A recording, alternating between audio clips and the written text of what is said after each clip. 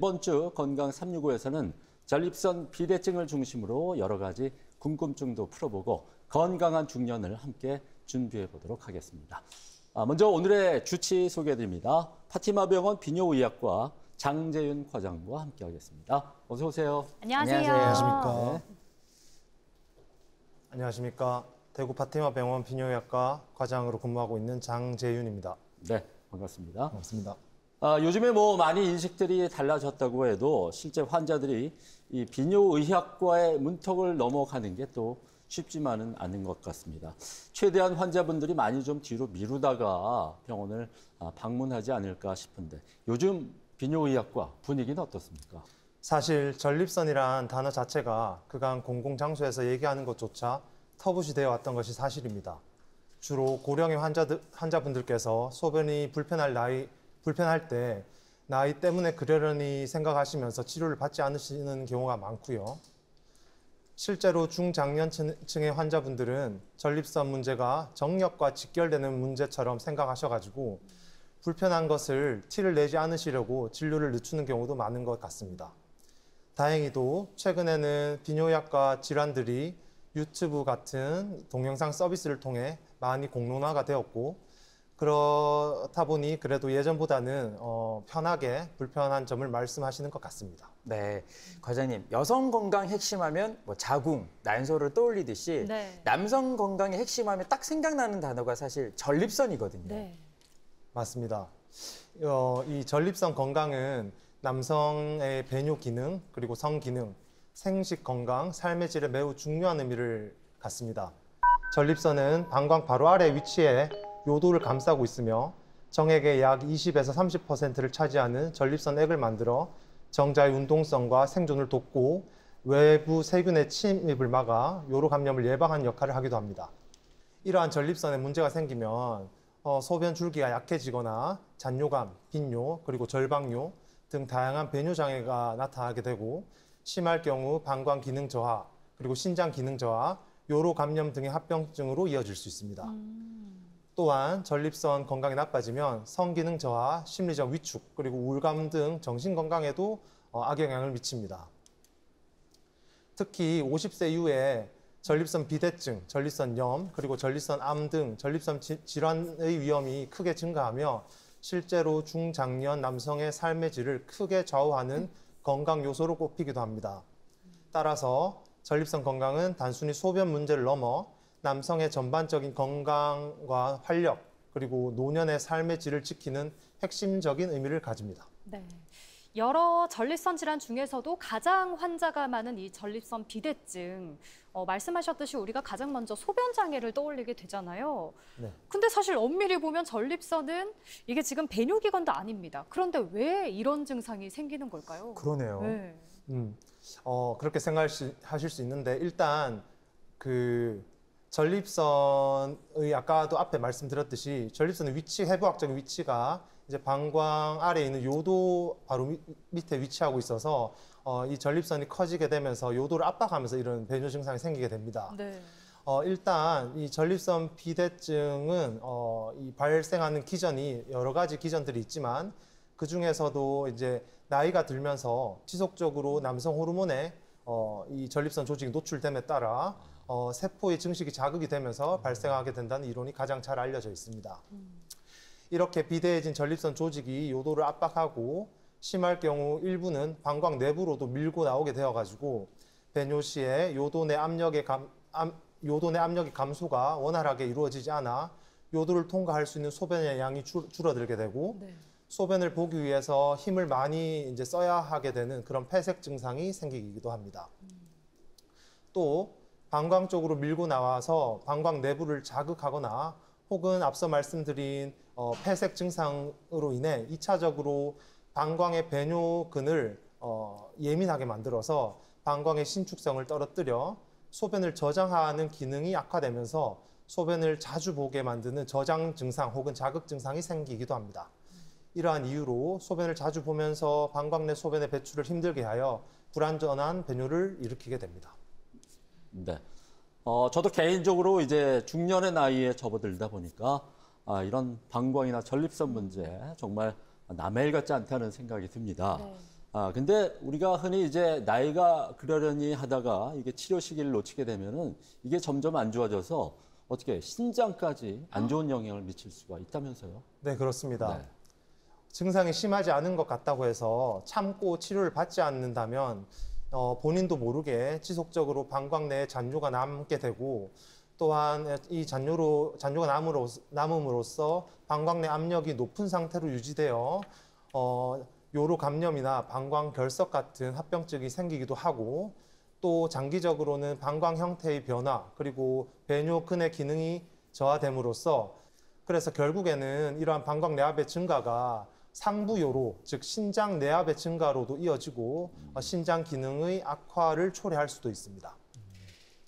따라서 성인 남성들께서는 이러한 배뇨 증상, 하부 요로 증상이 있다면 꼭 비뇨의학과에 방문하셔서 진료 및 상담 그리고 현재 본인의 전립선에 대한 평가를 꼭 한 번쯤은 받으시고 필요하다면 증상과 상황에 맞게 약물 치료나 수술적 치료를 고려해야 합니다.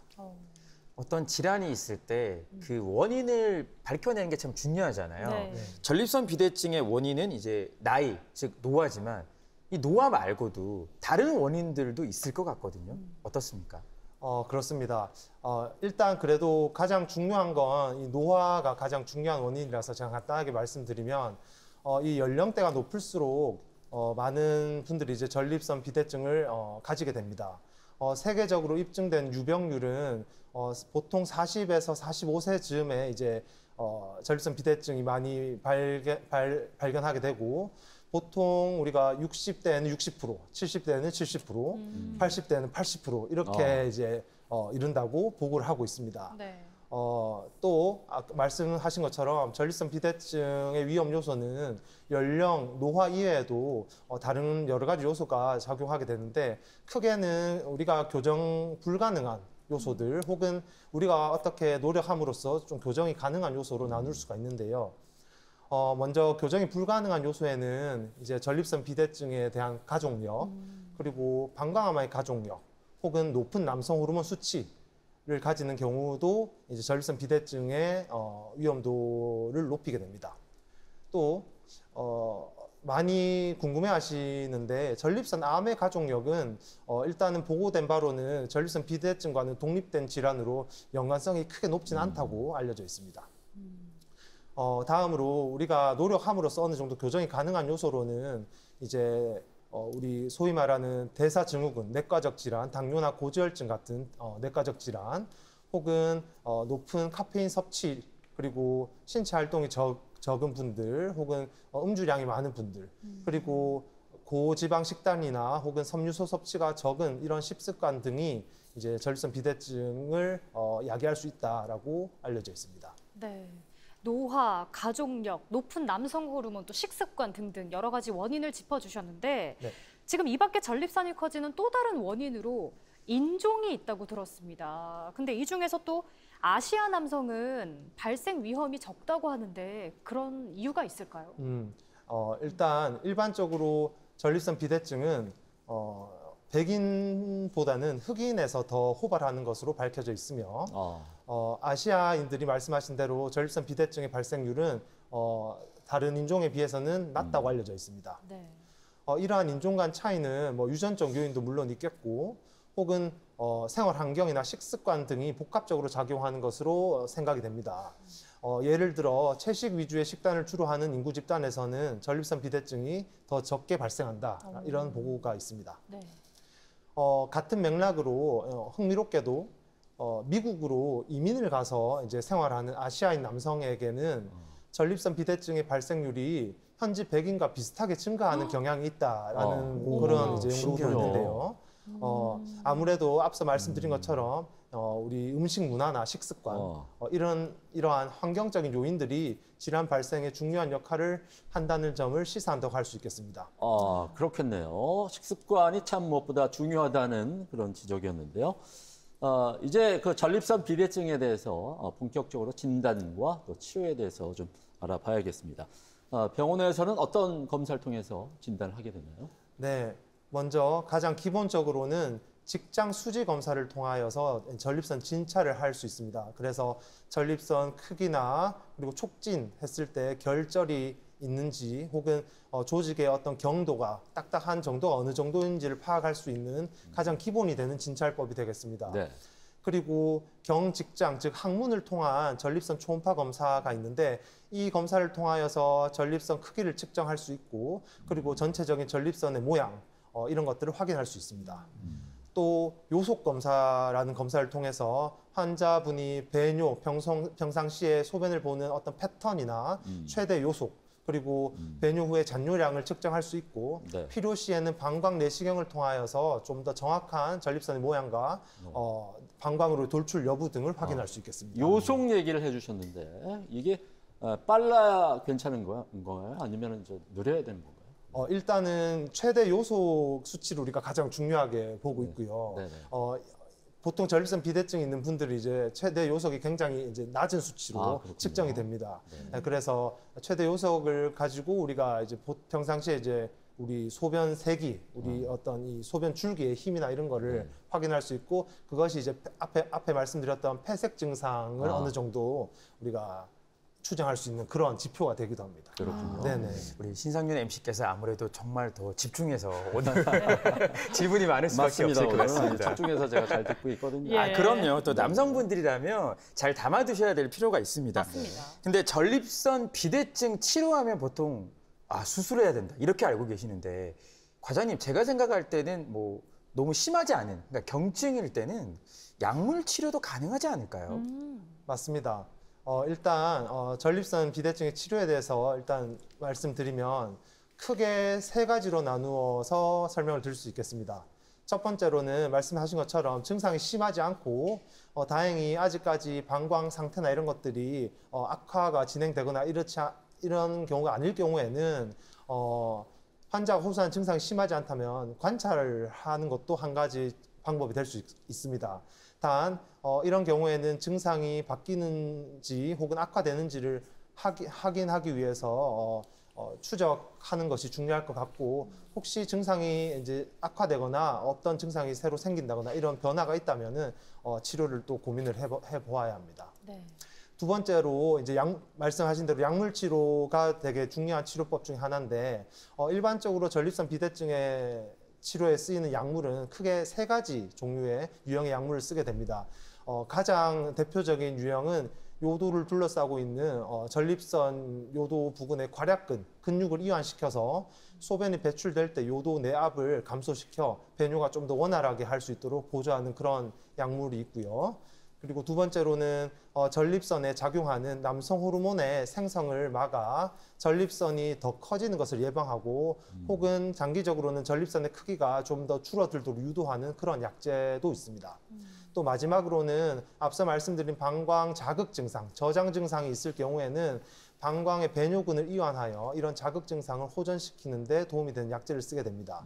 이러한 약제들을 이제 환자의 전립선 상태 혹은 증상의 어떤 상황에 따라서 다양하게 활용하여 치료를 하게 됩니다. 지금 이제 추적 관찰을 하는 경우가 있고 약물 치료도 이제 여러 가지 방법이 있다 이렇게 얘기를 해주셨는데 여기서 궁금한 게요. 어떤 치료를 받을지 환자가 선택할 수 있는 그 좀 여지가 있을까요? 어떤가요?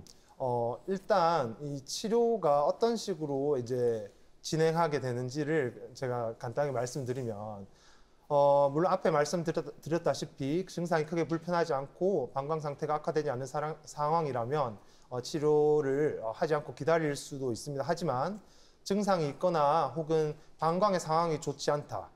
혹은 다른 2차적인 문제, 요로 감염이나 방광 결석 같은 이런 2차적인 문제가 있는지에 따라서 우리가 치료의 어떤 방법이나 이런 어떤 치료를 할 것인지를 상의를 하게 됩니다. 일단 약물 선택에 대해서 환자 의사와 상의를 하게 되는데 전립선 비대증 치료에 사용한 약제는 앞서 말씀드린 그런 유형들이 있는데 그 같은 유형의 약제 안에서도 조금씩 디테일하게 이 작용 기전의 차이가 있어서 환자분에게 어떤 부작용의 여부 혹은 효과가 소위 말해 그 환자에게 개인에게 잘 맞는지 이런 것들을 통해서 이제 시행착오를 통해 찾는 과정이 좀 필요합니다. 약물 치료를 지속하였음에도 증상의 호전이 미미하거나 혹은 앞서 말씀드린 2차적인 문제가 생길 정도로 상황이 악화된 경우에는 수술적 치료를 고려해야 합니다. 최근에는 전립선 비대증 수술의 툴이 다양해짐으로써 환자분들이 여러 가지 방법을 두고 고민할 수 있게 되었습니다. 근데 이제 간혹 제가 진료를 보면 아직 크게 증상도 심하지 않고 비대가 많이 심하지 않으신데도 환자분들이 이제 주위에 막 전립선 수술을 누가 받았다더라, 좋았다더라 이런 얘기를 듣고 이제 수술을 받고 싶다 관심을 가지고 오시는 경우가 있는데 네. 저는 개인적으로 이 전립선 비대증 수술은 이 만족도 수술이라고 제가 얘기를 하는데 만약에 수술을 해서 큰 효과를 우리 득을 많이 볼 수 있다면 그 수술은 되게 잘한 수술이지만 네. 수술을 해도 만약에 큰 차이가 없거나 네. 오히려 수술 후에 다른 문제들로 고생을 하시는 경우가 생긴다면 그거는 사실 그렇게 잘한 수술이 아니라고 생각합니다. 그래서 무조건 수술을 막 하기보다는 현재 비대증의 정도와 방광 기능의 어떤 상태 이런 것들을 보고 충분히 상의를 거친 후에 이제 진행하는 것이 좋다고 생각합니다. 그렇군요. 전립선 비대증의 치료, 그러니까 관찰, 약물, 수술적 치료까지 지금 언급을 해주셨습니다. 그렇다면은 수술을 꼭 필요하지 않은 경우에는 안 하는 게 좋다고 말씀을 해주셨는데 수술이 필요한 경우는 어떤 경우가 있을까요? 수술이 필요한 경우는 네. 일단 기본적으로 앞서 말씀드린 그 구조적인 원인 때문에 전립선 비대가 생긴다면 요도가 좁아지면서 이제 폐색 증상이 이제 가장 대표적인 증상인데 모든 수술적 치료의 궁극적인 목적은 이 전립선 요도 폐색을 해결하기 위함입니다. 이러한 목표를 달성하기 위해서 전립선 조직을 절제하거나 길을 넓히기 위해 여러 가지 방법들이 존재하는데 우리가 환자분들의 나이 그리고 증상의 정도 그리고 수술 전후 발생 가능한 합병증에 대한 어떤 수용성 그리고 마취 가능 여부 또 동반 질환 등을 고려해서 우리가 결정을 하게 됩니다. 네. 전립선 비대증의 수술, 지금 먼저 일단 전립선 조직의 절제에 대해서 알려주셨는데요. 네. 과거에는 개복 수술을 통해서 전립선을 이렇게 적출하기도 아이고. 했다고 하는데 과장님 요즘은 어떻게 좀 진행을 하시나요? 일단 맞습니다. 전통적으로 개복하여서 전립선을 절제하는 방법이 있습니다. 아직까지도 각종 이 치료 가이드라인을 보면 전립선 비대증에 대한 수술적 치료의 하나로 인정이 되고 있습니다. 현재는 수술의 방법들이 워낙 다양해지고 이 기술들이 좋아짐으로써 상대적으로 환자에게 침습적인 수술 방법보다는 이제 덜 침습적인 수술 방법을 선호하는 경우라 이 개복하여서 하는 방법은 요즘에는 많이 시행하지 않습니다. 네. 하지만 다른 수술 방법을 택하지 못하는 의료 어떤 환경이 제한된 국가나 혹은 여러 가지 상황을 고려해서 제한적으로 시행되고 있을 것으로 예상이 됩니다. 개복하여서 전립선을 절제하는 방법은 상대적으로 침습적이긴 하지만 이제 전립선 크기가 굉장히 좀 많이 크거나 하는 경우에는 오히려 수술을 좀 빠르게 진행할 수 있다는 그런 장점이 있긴 합니다. 요즘에도 가끔씩 개복 수술을 하는 경우가 있는데 이제 요즘에는 개복보다는 이제 복강경이나 네. 혹은 로봇 복강경을 이용해서 방광 내에서 비대해진 전립선 조직을 절제하여 제거하는 방식으로 진행을 하게 됩니다. 그래서 과장님 말씀하신 대로 요즘은 비침습적, 그러니까 이제 내시경을 활용한 수술을 많이 한다고 알고 있습니다. 맞습니다. 이 수술적인 그 치료 자체가 많이 불편하다거나 수술 후 합병증이 발생한다거나 한다면 오히려 환자분들이 수술을 괜히 한 것 아닌가 하는 생각을 할 수밖에 없을 겁니다. 따라서 이제 이를 보완하기 위해서 여러 가지 수술 방법들이 개발이 되었고 말씀하신 것처럼 내시경 기술 발달함에 따라서 내시경으로 이제 하는 비침습적인 방법들이 많이 나오게 되었습니다. 그 중에서 이제 가장 전통적이고 여전히 가이드라인 상에서도 표준 치료로 확립된 방법이 경요도 내시경 전립선 절제술입니다. 역사도 오래되었지만 개복해서 전립선을 절제하는 방식에 비해서는 상대적으로 덜 비침습적인 방법이고요. 복부에 상처가 남지 않기 때문에 상대적으로 선호되는 방법입니다. 요도를 통한 내시경을 이용하여 시행하는 방법이고 수술 시간이 길어지면 단 요도 협착이 발생할 가능성이 있습니다. 시행하는 방법은 요도 내시경을 통하여 이 요도로 내시경이 진입하여서 안쪽에서부터 전립선을 우리 절제경을 이용해서 긁어내는 방식으로 진행을 하게 됩니다. 비교적 수술 방법이 간단하고 복부에 절개나 이런 절개창이 없기 때문에 이런 부분에서 장점이 있고, 그리고 증상 완화나 어떤 치료 효과가 뛰어난 편입니다. 그리고 회복도 빠른 편이고 장기간 효과가 지속되고 효과가 좋을 경우에는 약물 치료를 중단하고 경과를 봐도 된다는 그런 장점이 있습니다. 단 전립선을 이제 조직을 긁어내기 때문에 전립선을 제거한 자리에 출혈이나 감염 혹은 수술 후에 요실금이나 역행성 사정, 우리 정액이 사정될 때 방광 내로 거꾸로 들어가는 그런 이제 현상을 얘기하는데, 이러한 이제 부작용이 좀 생길 수 있습니다. 그리고 전립선 조직이 너무 큰 경우에는 완전한 제거가 어려운 단점이 있습니다. 네. 지금 방금 말씀을 해주신 것처럼 전립선이 너무 커져 있을 경우에는 내시경 치료가 어렵다고 말씀을 해주셨는데, 네. 만일에 그 전립선이 많이 커져 있는 상태에서 적출 말고 내시경 치료를 원하게 된다면요, 다른 뭐 치료 옵션이 또 있을 수 있을까요? 네, 그렇습니다.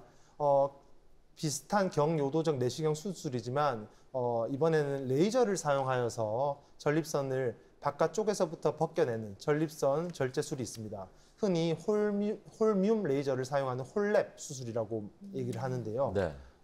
이 수술은 경요도 전립선 절제술과 같이 따로 배에 절개를 내지 않기 때문에 이러한 절개창이 없다는 장점이 있고, 마치 우리가 귤에서 우리가 귤 껍질을 벗겨내고 귤 알맹이를 우리가 이렇게 꺼낼 수 있듯이 그런 비슷한 방식으로 우리 전립선 캡슐 안에 속을 이제 덩어리째 레이저를 통하여 떼어내는 그런 방법이라고 보시면 됩니다. 좀 비교적 크기가 큰 전립선에도 시행하기 좋은 장점이 있습니다. 앞서 말씀드린 경요도적 절제술보다 출혈의 위험성이 매우 적고, 그리고 큰 전립선도 어느 정도 제거가 가능합니다. 그리고 재발률도 낮고, 장기적으로도 앞에 말씀드린 수술 방법과 치료 효과가 동등하거나 혹은 더 우수하다고 알려져 있습니다. 단 기구와 술기의 숙련이 필요하다는 단점이 있고, 또 일부 환자에게는 요실금이나 역행성 사정 등의 부작용이 발생합니다.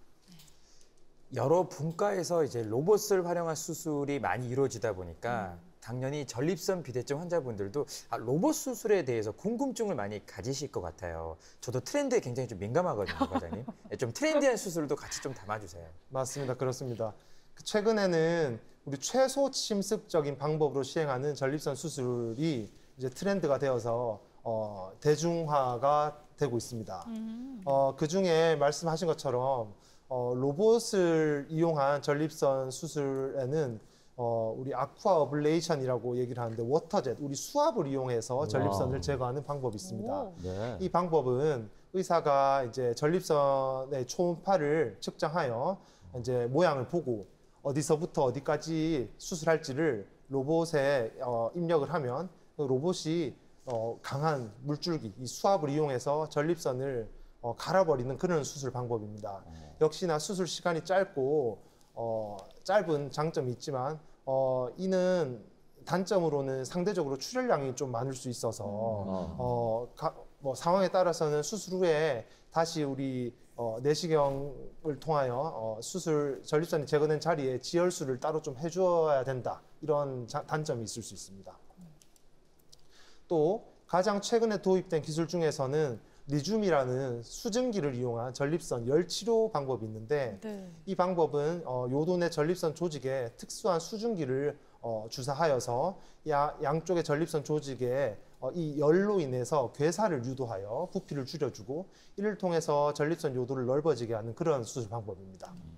괴사 과정에서 불편감이 있는 단점이 있기는 있고, 이 괴사가 진행되는 동안 요도 카테터를 유지해야 된다는 단점이 있긴 합니다. 하지만 몸에 어떤 기구가 남는다거나 혹은 출혈 같은 어떤 위험성이 굉장히 적기 때문에 그것이 굉장히 큰 장점이고, 실제로 수술을 해보면 이 수술에 대한 어떤 효과 혹은 만족도가 굉장히 좀 높은 편입니다. 네, 이렇게 중장년 남성들의 말 못할 고민입니다. 전립선 비대증의 다양한 치료법과 또 궁금증을 함께 알아봤습니다. 마지막으로 우리가 이제 평소 일상생활에서 전립선 건강을 좀 이렇게 튼튼하게 지킬 수 있는 생활 습관이 있다면 과장님 좀 전해주시죠. 네, 먼저 중장년층 남성분들께서는 앞서 말씀드린 배뇨 증상이 있으시다면 주저하지 마시고 꼭 가까운 비뇨의학과를 방문하여서 전립선에 대한 진료 및 검사를 받아보시기를 추천해 드립니다. 그리고 평상시에 소변을 억지로 참는 습관을 가지지 않으시는 게 좋고, 커피와 같은 카페인 음료는 너무 과하게 섭취하지 말고, 특히 주무시기 전에 커피를 드신다거나 혹은 수분을 너무 과하게 섭취하는 습관은 가지지 않는 것이 좋다고 생각이 됩니다. 또 너무 기름진 육류 등의 서구식 식습관은 전립선 건강에 좋지 않으니 식습관에 좀 신경을 쓰시고, 적절한 유산소 운동과 근력 운동을 통해서 남성 호르몬을 적절하게 유지하는 것이 또 남성 건강 그리고 전립선 건강에 도움이 된다고 말씀드리고 싶습니다. 네, 알겠습니다. 자, 남성분들 기름진 음식 조심하시고 평소 꾸준한 운동 잊지 마셨으면 좋겠습니다. 지금까지 파티마 병원 비뇨의학과의 장재윤 과장님과 함께했습니다. 오늘 좋은 말씀 감사드립니다. 고맙습니다. 고맙습니다.